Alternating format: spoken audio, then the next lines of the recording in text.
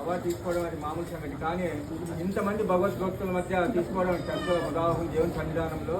అదిగాక ఈరోజు పరమ పవిత్రమైన సంకష్టహర చతుర్థి గణేష్ ఆశీస్సులతో పాటు మన తిరుమల వెంకటేశ్వర స్వామి ఆశీస్సుల తర్వాత ఇంతమంది భగవద్భక్తుల మధ్య చాలా సంతోషంగా ఉంది.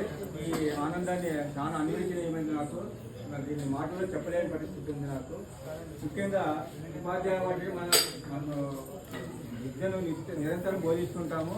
కానీ అక్కడ బాగా బోధించడానికి ఒక క్రమశిక్షణ గల విద్యార్థులు తయారు చేయడానికి ఈ పాదయాత్ర నాకు ఎంతో సహకరించని చెప్పచ్చు. ముఖ్యంగా మనం ఎటువంటి పరిస్థితుల్లో తప్పు మాట మాట్లాడకుండా పిల్లల్ని మంచి మార్గంలో వాళ్ళని తీసుకురావడానికి ఈ పాదయాత్ర ఎంతో కృషి చేస్తుంది. ఎందుకంటే మనం వారం రోజులు కేవలం ఆ దైవ సన్నిధిలో ఉండేది కాదు, సంవత్సరం అంతా మనలో పరివర్తన జరుగుతుంది. ఒక చిన్న మాట అనాలనుకున్నా, ఎక్కడైనా తప్పు చేసినా మనం నిరంతరం మన ఆత్మాలను హెచ్చరిస్తూ ఉంటాడు.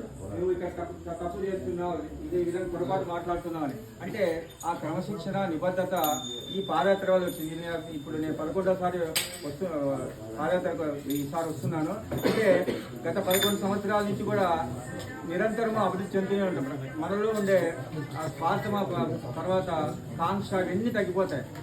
ఎందుకంటే మనం పాదయాత్రలు ఎంత క్రమశిక్షణతో పోతాము. దేవుదేవుడు మిగతా అంటే అందరూ పాదయాత్ర చేస్తారు, కానీ మన పద్ధతిలో చాలా భగవద్భక్తితో నిరంతరము నామస్మరణ చేసుకుంటూ ఒక క్రమశిక్షణతో పోవడం వల్ల మనకు మిగతా రంగాల్లో మనకి ఏ విషయంలో కానీ నేనంటే ఉపాధ్యాయులు మిగతా రకరకాల వృత్తులు వ్యాపారాలు చేసే వాళ్ళందరూ కూడా వాళ్ళ పనిలో నిబద్ధత, క్రమశిక్షణ, దైవ చింతన పెరగడానికి పాదయాత్ర ఎంతో దోహదం చేస్తుంది నేను ఘంటాపరంగా చెప్పగలను.